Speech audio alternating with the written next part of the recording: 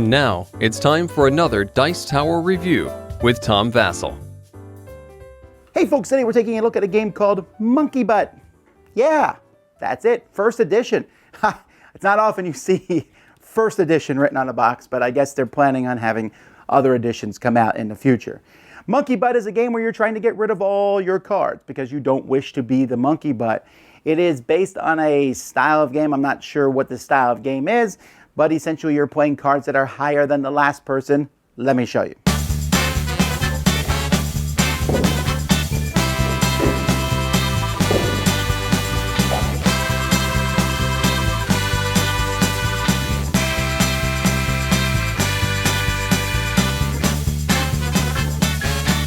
There's no winner in Monkey Butt. There's only one loser, and that person is, they're the monkey butt.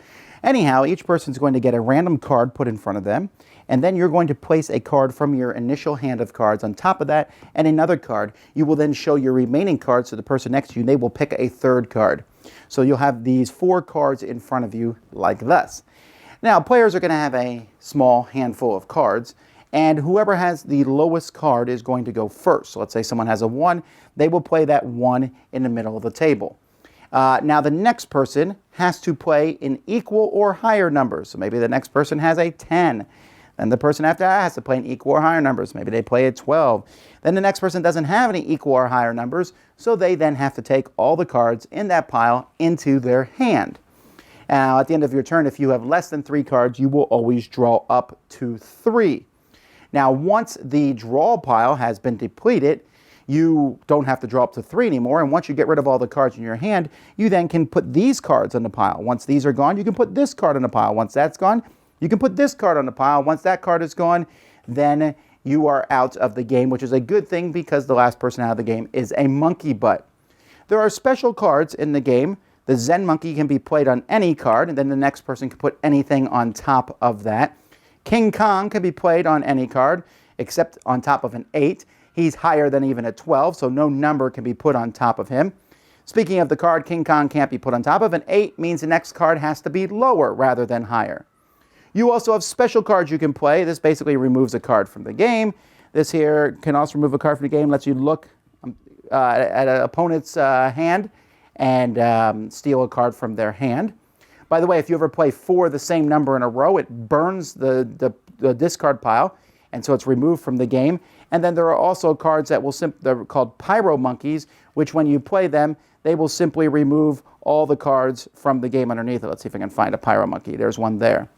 1s, by the way, you'll notice a lot of text there. Essentially, a 1 can be played on top of 1s, 8s, or on top of Zen monkeys, which is anything, basically it's the first one. And no one else can put an orange card down once this 1's here until the discard pile is picked up or if it's burned. And that's pretty much it. There's some special cards. At the end of the game, sometimes you'll have a huge hand of cards, but eventually everyone will be out of the game except for one person. That person's the monkey butt. They get to keep the game and burn it if they so desire. Okay, let's start with the style of game here. Now this game is essentially almost the exact same game as some other games that exist in the market. Pig Pile from R&R Games is pretty much the same game with some differences in how the cards are played, as is Ghosts, or whatever the game was called, from Richard Garfield from Yellow, which was again a very similar game. Now interestingly enough, Pig Pile is the first review I ever did of any board game. I did that many years ago, 15 years ago or so, and I liked the game, but as time has gone by, some parts of it have worn on me. And that's because the first 80% of this game means nothing. It really does. You are playing cards and getting rid of cards in your hand, then you draw back up to 3. You play cards and you draw back up to 3. You can't get rid of those cards in front of you till the draw pile is gone. So you could argue and say, well, you're trying to build a strong hand. No, you're not. You're just getting rid of cards from your hand. The first main part of this game is meaningless. Then you get to the end game. Okay, well there, suddenly it starts being more fun, right? Because you're playing cards and you're like, I only have 1 card left in my hand, and I can't play it. All right, now I have 50 cards in my hand. Well, now I'm going to really be able to start playing cards. But my kids, when we were playing this at the end, they were like, they were having a fun time. And then they're like, when does the game end? Is this game ever going to end? And I was like, yeah, it ends. And finally, you go out of the game and you don't care about who the monkey butt is at that time. You just consider yourself a winner. Yay! And speaking of which, what's with the only one loser thing here? Being the monkey butt. That makes, I don't know. That's funny sometimes. I guess it's funny the first time, but whatever. And in fact, the whole humor of the monkey butt, yay, haha. Now, the game comes with special cards, the Zen monkeys, and whenever you burn through the deck, you get to play another card on top of it. And that's all cool and all, but basically it's just a wild, random game. Oh, I played this, I played that, I played this, I played that. And at the end of the game, you just need to have the cards come to you at the right time to be able to play the cards from in front of you, and you win.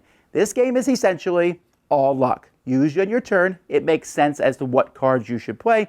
Much of the time, you only have one obvious card to play. These special cards, which you have to read, there's a lot of text on them, can be used on any card and then removed from the game. View the opponent steal one of their cards and play it. If it's not playable, you must take it and pick up the discard pile. That's just a lot of work, and it's kind of the silly thing. It's like, ha, ha, ha, ha. Like, so if you like Uno, you'll like this game. And you say, well, you'd like Pig Pile. Yeah, you're right, but Pig Pile, first of all, was faster than this game. And I don't like it as much as I used to. So I'm sure some people will find this enjoyable, but I don't like the fact that the rules are on cards. I don't like the fact that the game just is so lucky, and the fact that most of the game is just a build-up to the end where the actual gameplay occurs. It's okay. Some people are going to love it. I'm just not one of them. Dice Tower Judgment, read the name of the game. Thanks so much for watching the Dice Tower videos. Find more great videos and reviews, as well as our top-rated audio podcast at Dicetower.com. You can also find other great shows at Dicetowernetwork.com. I'm Eric Summerer, and you've been watching The Dice Tower. The Dice Tower is sponsored by Cool Stuff Inc., where you can find great games for great prices. Cool stuff in stock. Check them out at CoolStuffInc.com. Shut the door.